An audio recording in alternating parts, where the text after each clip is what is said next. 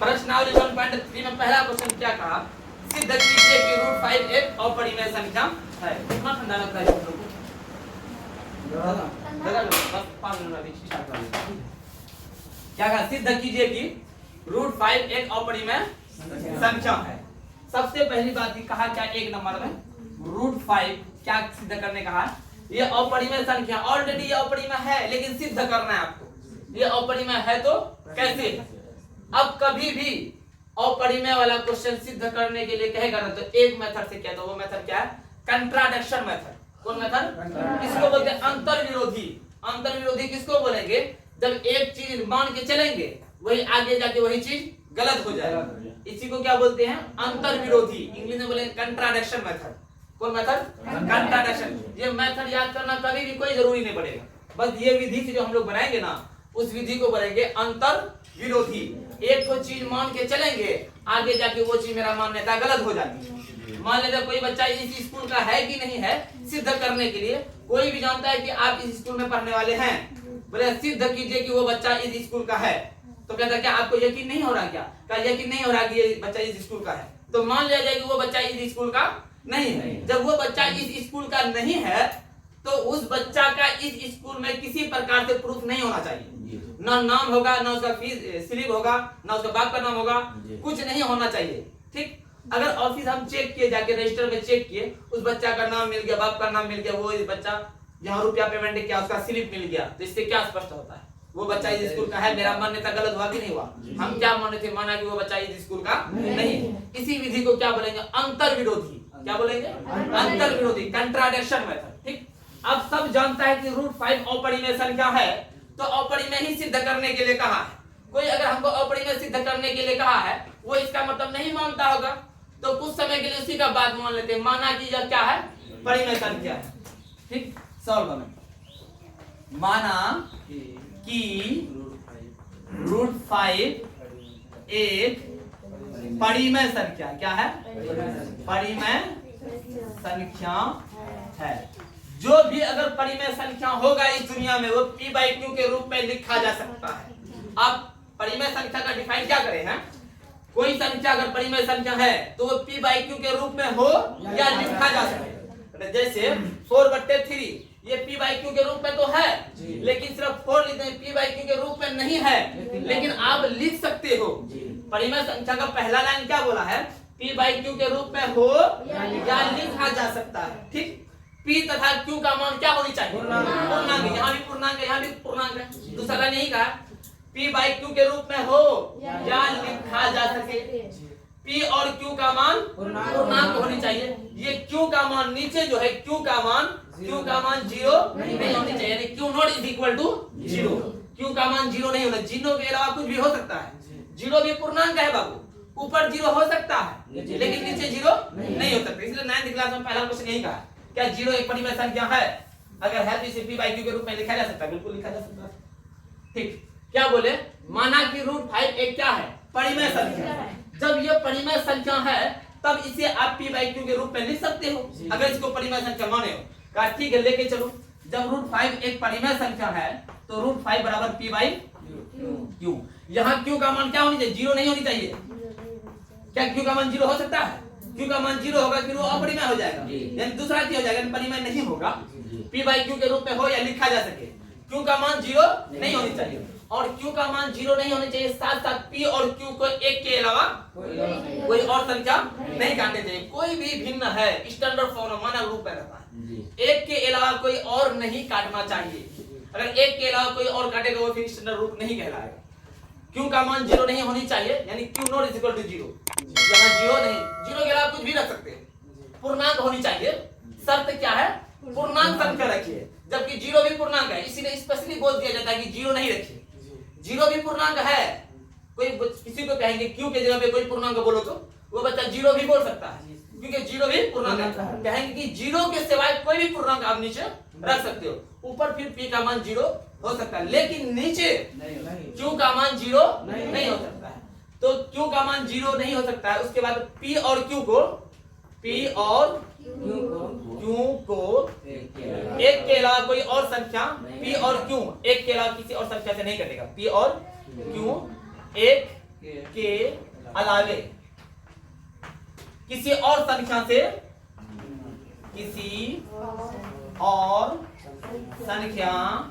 से नहीं कटेगा। ध्यान दीजिएगा क्या बोला है, √5 एक अगर अपरिमेय संख्या है, ठीक, परिमेय संख्या है। जब ये परिमेय संख्या है तो इसको p/q के रूप में आप लिख सकते हो। p/q के रूप में लिखिए, p/q के रूप में लिखिए। जब p/q के रूप में लिखिए, q का मान कभी भी 0 नहीं होनी चाहिए। p का मान 0 हो सकता है, p का मान 0 हो सकता है, लेकिन q का मान 0 और कभी भी भिन्न में लिखा हुआ रहेगा ना, वो स्टैंडर्ड फॉर्म में रहेगा, मानक रूप में रहेगा। मानक रूप का मतलब क्या होगा, जो भी संख्या भिन्न के रूप में उसका HCF 1 होगा, यानी ये दोनों संख्या को काटने वाला कॉमन संख्या 1 होगा, 1 के अलावा कोई और नहीं काट सकता है। जैसे आपको बता देते हैं 5/10 अगर रहा, इसको काट 5 5 5 10 1/2। अब इस संख्या को काटने वाला 1 के अलावा कोई नहीं हो सकता है, इसी को बोलते हैं मानक रूप। ये मानक रूप नहीं है, ये है मानक रूप। काट कूट के जो लास्ट में अंत में बचता है उसी को बोलते हैं मानक रूप। उसी तरह p/q क्या है, मानक रूप है, स्टैंडर्ड फॉर्म है। p और q को 1 के अलावा कोई और संख्या नहीं काट सकता। एक अब इसमें हिंदी में भी लिख सकते हो, उससे कोई फर्क पड़ने वाला नहीं, ठीक। जब इसको लिख दिए, क्या इसके नीचे 1 डाल सकते हैं? सर दुनिया में कोई भी संख्या है, हर संख्या के नीचे 1 छुपा हुआ रहता है। जिस तरह सभी संख्या के आगे प्लस छुपा हुआ रहता है, उसी तरह सभी संख्या के नीचे 1 छुपा हुआ, 1 छुपा हुआ रहता है, ठीक। जब 1 छुपा हुआ, क्रॉस मल्टीप्लिकेशन कीजिए, क्रॉस मल्टीप्लिकेशन। p गुना 1 p बराबर √5 गुना q, √5q, ठीक। p गुना 1 p √5 गुना q, तो √5q हो गया। अब हमको रूट दिखाई पड़ता है, कहीं भी रूट दिखाई पड़े ना, उसको गोली मारने के लिए स्क्वायर चला दे, वर्ग चला दे, क्योंकि कहीं आग लगता है तो उसको आग बुझाने के लिए पानी चाहिए। उसी तरह ऐसा रूट को बुझाने के लिए, रूट को हटाने के लिए क्या चाहिए, वर्ग। स्क्वायरिंग बोथ साइड, यानी दोनों तरफ वर्ग करने पर, इंग्लिश में बोलेंगे तो स्क्वायरिंग बोथ साइड, दोनों तरफ वर्ग करने पर। जब दोनों तरफ आप वर्ग करते हैं, ध्यान दो बाबू, तो p² बराबर √5q का स्क्वायर, ठीक। p² बराबर 5q², लिखिए नहीं, 5q² हो गया। अब एक बात ध्यान दीजिए, कोई भी संख्या, जैसे आपको कल लेके चले थे 15 बराबर 3 गुना 5, ये लिखे थे ना। कोई भी संख्या, दो संख्या अगर गुना होके एक संख्या बनेगा ना, दो संख्या गुना होके एक संख्या बनेगा ना, इसका मतलब क्या हुआ, ये भी संख्या इसको भाग देगा, ये भी संख्या इसको भाग देगा। जैसे 20 ले लीजिए, 4 गुना 5 होके 20 आता है, 4 पंचे 20 आता है। इसका मतलब 4 भी 20 को काटेगा, 5 भी 20 को काटेगा। इस प्रकार का कई भी संख्या ले सकते हैं। 25 ले लो बाबू आप, 25 बराबर 5 गुना 5 30 ले लो, दोनों में सेम संख्या आ गया। 5 गुना 6, इसका मतलब क्या हुआ, 30 को 5 भी काटेगा, यही 30 को 6 भी काटेगा। सर यही 30 को दूसरा तरीका से लिखेंगे, जैसे 30 बराबर 2 गुना 15, यही 30 को 2 भी काटेगा, 15 भी काटेगा। यानी कोई भी दो संख्या गुना हो करके कोई संख्या आएगा ना, तो उस संख्या को वो दोनों संख्या एक एक करके काट सकता। उसी तरीका से 5 गुना q² है, 5 गुना q² हो करके क्या बना है, p²। हमको q के जगह पे हमको मान पता नहीं है, अगर इसका मान पता हो जाएगा p का, खर्च से q का मान निकाल लेंगे। अगर q का ही मान पता चल जाए, खर्च से p का मान निकाल लेंगे। लेकिन इतना तो पता है, 5 और q² गुना हो करके p² बना है। इसका मतलब p² को 5 भी काटेगा, वही p² को q² भी काटेगा। लेकिन हमको एक चीज लाना है, एक के अलावा कोई और नहीं काटेगा। इसके मुताबिक अगर एक के अलावा कोई और काटे, इसका बात हम गलत सिद्ध करना चाहते हैं, क्योंकि वो क्या बोला था, सिद्ध करो कि ये बच्चा इस स्कूल का नहीं है। हम कह रहे थे कि ये बच्चा इस स्कूल का है, आइए चेक कराते हैं। सिद्ध करने के लिए हम क्या सोचेंगे, उस बच्चा को जल्दी सब चीज मिल जाए। उसी तरह इसके मुताबिक क्या है, p और q को एक के अलावा कोई और नहीं काटना चाहिए। हम क्या खोज रहे हैं, एक के अलावा कोई और संख्या किसी तरह काटे। तो p को देखो 5 भी काट रहा है, यानी p² को यहाँ क्या लिखेंगे, 5 पी स्क्वायर को विभाजित करती है जब 5 पी स्क्वायर को विभाजित करती है तो 5 पी को भी विभाजित करेगा, गारंटी है, ठीक। 5 पी को भी विभाजित करेगा। उतना मुफ्ती साहब ने करेगा लीजिए, उससे कोई फर्क पड़ने वाला नहीं है, ठीक है। करेगा। इसको समीकरण 1 बोल दो, क्यों बोलेंगे? क्योंकि अभी लास्ट में बोलने मजा आएगा, क्योंकि यहाँ क्या बोला था, पी और क्यू पे 1 के अलावा कोई और नहीं काटेगा।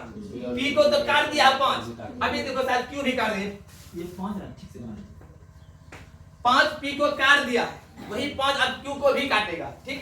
इसको नोट कीजिए, 5 पी को तो काट दिया है, जब 5 पी को काट दिया है इतना पी बराबर 5 गुना कुछ भी लिख सकते हो, कुछ भी, एन लिख लीजिए, आर ले लीजिए, एस लिख लीजिए, अपना हिसाब से जिसको जो लेना अच्छा लगता है। क्योंकि अभी का समय में सबका पर्सनल लेटर है, क्या हमारे लेटर यही है बाबू, के ही है। अब के से बहुत कम नाम होता है, इसीलिए के है। क्या के से कम नाम होता है ना, बहुत कम होता है नाम, ऐसी बात नहीं है। एस से सबसे ज्यादा, हाँ एस से सबसे ज्यादा नाम होता है। सवेदा भाई वो ऐसे सवेदा वो कर दोनों ये तो ठीक। चलो मारा जा रहा है इसको, ध्यान दो। तो P बराबर 5 गुना K, काहे लिखिए? क्योंकि 5 जो है ना P को विभाजित करता है। जैसे अभी 15 लेके चले थे, 3 गुना 5, ये 3 5 15 को विभाजित करेगा, ये 5 के बारे में पता नहीं। 15 को 3 विभाजित करता है, उसी तरह P को 5 विभाजित करता है, तो गुना होकर यहाँ कुछ संख्या आएगा। यहाँ आप खर्च से बोलते हैं 5, इसीलिए 5 बोलते हैं क्योंकि ये तो दिखाई पड़ता है, यहाँ आपको दिखाई थोड़ी ना पड़ता है। अगर यहाँ दिखाई पड़ता है तो खर्च से कुछ बोल देते, अगर यहाँ 20 होता तो 5 गुना 4 बोलते आप, लेकिन यहाँ दिखाई नहीं पड़ता। के ले लो, एन ले लो, एच ले लो, टी ले लो, यू ले लो, भी ले लो, जो भी बनाता है ले लो, तर्क मत निकाल दे लो, सब बेटो लेटर बोलते हैं तरफ से, ठीक। अब 5 गुना P बराबर 5 के। अब ध्यान दो, 5 जो है P को विभाजित कर दिया है, 5 P को विभाजित कर दिया। अब दिमाग ये लगा रहे हैं किसी तरह यही 5 भैया ना Q को भी विभाजित कर दो। अब ये 5 Q को विभाजित कैसे करेगा? Q को लाना ना पड़ेगा, तो Q को कैसे लाएंगे? Q को लाने के लिए हम जानते हैं कि P स्क्वायर का एक रिलेशन है ऊपर में, P स्क्वायर का एक रिलेशन था ना, P स्क्वायर बराबर क्या था देखो तो, P स्क्वायर बराबर क्या है? 5Q स्क्वायर है ना, तो P स्क्वायर लाने के लिए हमको यहाँ स्क्वायर करना पड़ेगा। अगर यहाँ स्क्वायर करेंगे इस टाइम में भी स्क्वायर करना पड़ेगा, इसीलिए क्या बोलेंगे? दोनों तरफ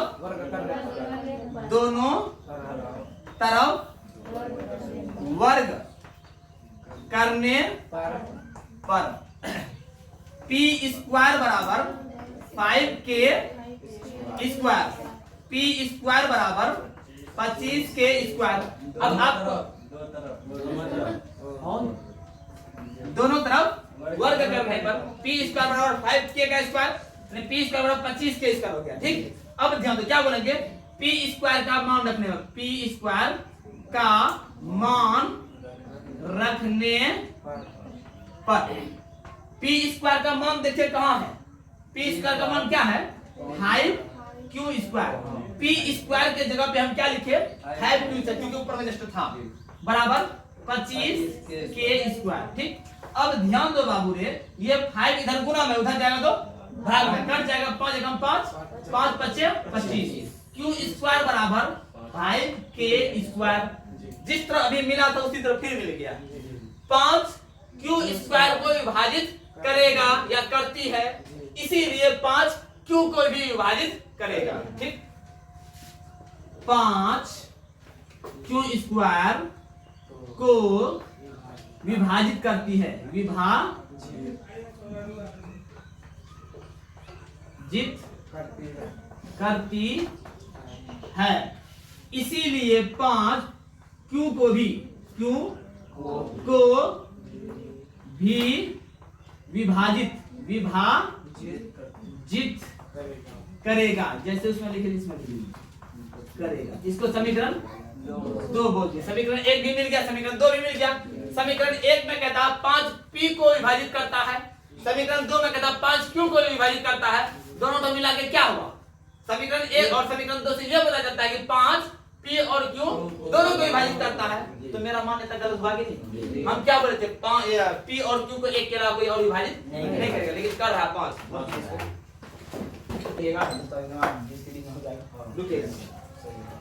समीकरण 1 और समीकरण 2 से समीकरण 1 और समीकरण 2 समीकरण 1 और समीकरण 2 से समीकरण 2 से 5p ये स्पष्ट भी लिख सकते हैं। हाँ ये भी लिख सकते हैं। देखो मर्जी तो अपना है, किसी प्रकार का संदेश बना सकते हैं। से स्पष्ट है कि 5p और q दोनों की विभाजित करता है, ये भी लिख सकते हैं। 5 से 5p और q दोनों को विभाजित करती है। अतः हमारी मान्यता गलत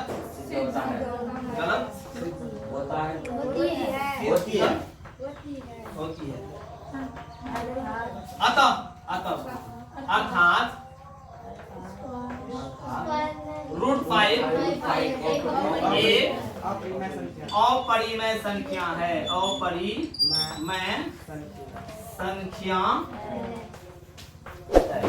क्या है? अपरिमेय संख्या। क्या बोला? दूसरा क्वेश्चन क्या है? 1.3 का ही, ठीक। दूसरा क्वेश्चन है सिद्ध कीजिए कि 3 + 2√5 एक अपरिमेय संख्या है। दूसरा नंबर में क्या है? 3 +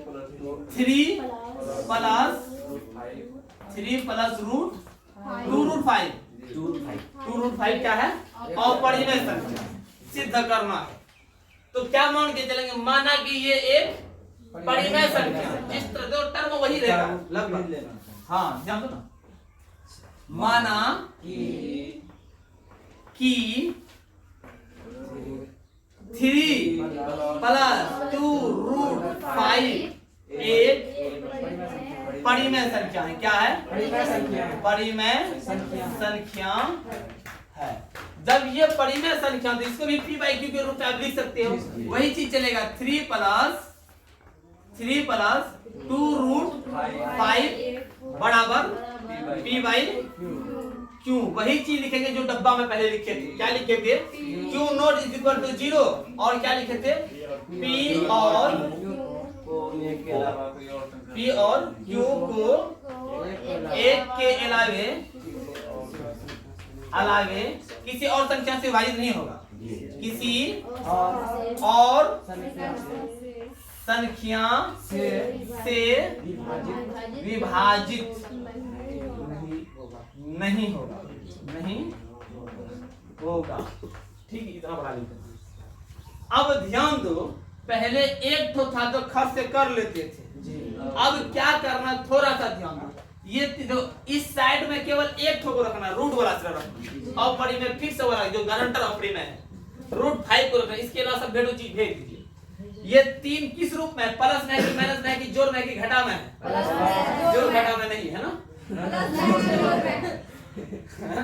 मतलब बोलने का मतलब ये हुआ, प्लस में है, माइनस में है, गुना में है कि भाग में? पहले प्लस में है कि माइनस में है कि जोड़ में है कि घटा में? प्लस में भी है, लेकिन जोड़ में नहीं।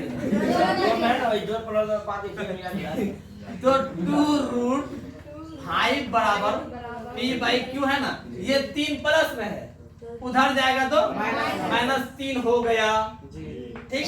अब थोड़ा सा ध्यान दीजिए बाबू, इसके नीचे कुछ नहीं तो एक। हम उतना सॉल्व करने नहीं जाएंगे, ये बात याद रखिए। p/q क्या है? परिमेय है कि अपरिमेय है? परिमेय है। परिमेय संख्या में क्या घट रहा है? 3 घट रहा है। ये 3 परिमेय है कि अपरिमेय है? 3 क्या है? 3 अपरिमेय।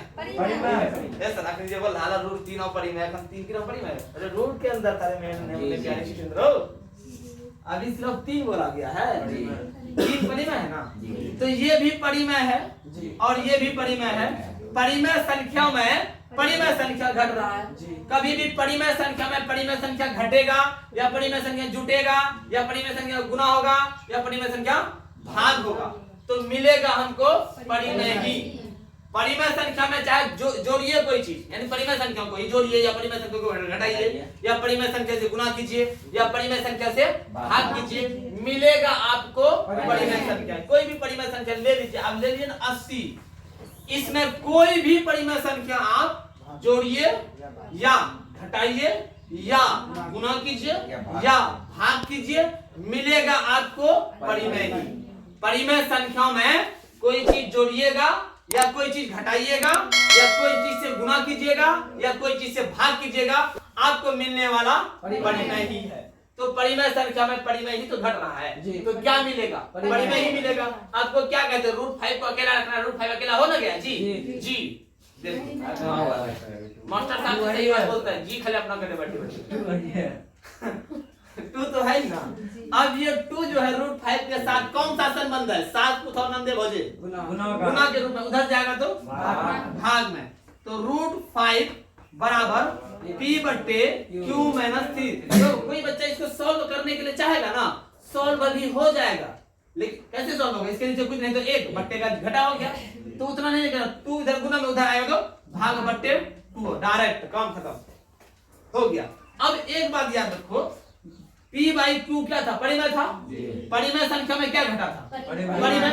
जब परिमेय संख्या में परिमेय संख्या घटेगा मिलेगा क्या? परिमेय। इसका मतलब इतना तो परिमेय हो गया, तो परिमेय संख्या में फिर भाग लग रहा है किससे? 2 से। 2 क्या है? परिमेय क्या परिमेय है? परिमेय है। यदि परिमेय संख्या में परिमेय से भाग लगेगा फिर क्या कहलाएगा? इसका मतलब ये टोटल क्या बन गया? परिमेय क्या परिमेय? परिमेय बन गया। और आपको √5 अभी सिद्ध किए हैं, क्या था? अपरिमेय। ये अपरिमेय है और जो परिमेय है, कभी भी दुनिया में ये हो सकता है अपरिमेय बराबर परिमेय, ये हो गया या ना हो गया? तो क्या हो गया यहाँ पे? ये √5 क्या है? अपरिमेय है। लिखेंगे अपरिमेय। अपरिमेय बराबर ये क्या है? परिमेय। क्योंकि p/q परिमेय है। परिमेय संख्या में कोई भी परिमेय संख्या घटेगा परिमेय ही मिलेगा, इतना तो परिमेय हो गया। अब परिमेय संख्या में कोई भी परिमेय संख्या से भाग देंगे परिमेय ही मिलेगा, तो ये टोटल परिमेय हो गया। लेकिन ये है अपरिमेय। अपरिमेय संख्या बराबर संख्या बोल दो, अपरिमेय संख्या बराबर परिमेय संख्या। अपरिमेय संख्या बराबर परिमेय संख्या, क्या ये सही है? जो गलत है यहाँ क्या लिखेंगे? जो गलत है। कभी भी दुनिया में अपरिमेय संख्या बराबर परिमेय संख्या हो ही नहीं सकता है। कैसे हो जाएगा? अपरिमेय संख्या बराबर परिमेय संख्या कैसे हो जाएगा? कभी नहीं हो सकता है। तो अपरिमेय संख्या बराबर परिमेय संख्या यहाँ आ गया जो गलत है, इसीलिए यहाँ क्या लिखेंगे? अतः हमारी मान्यता, अतः हमारी मान्यता गलत सिद्ध होती है। गलत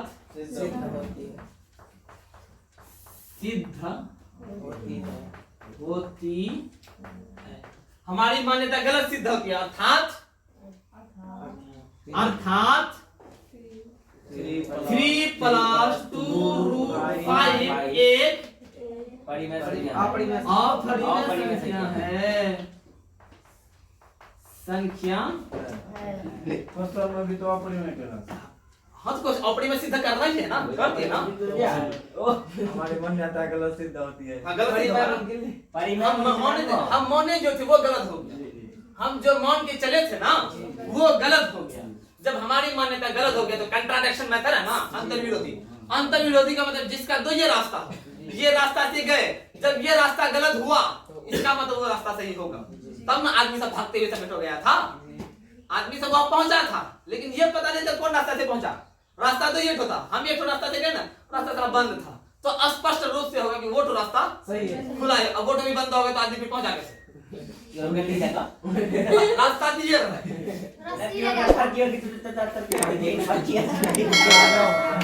इसको बोलते हैं जबरदस्ती मेथड।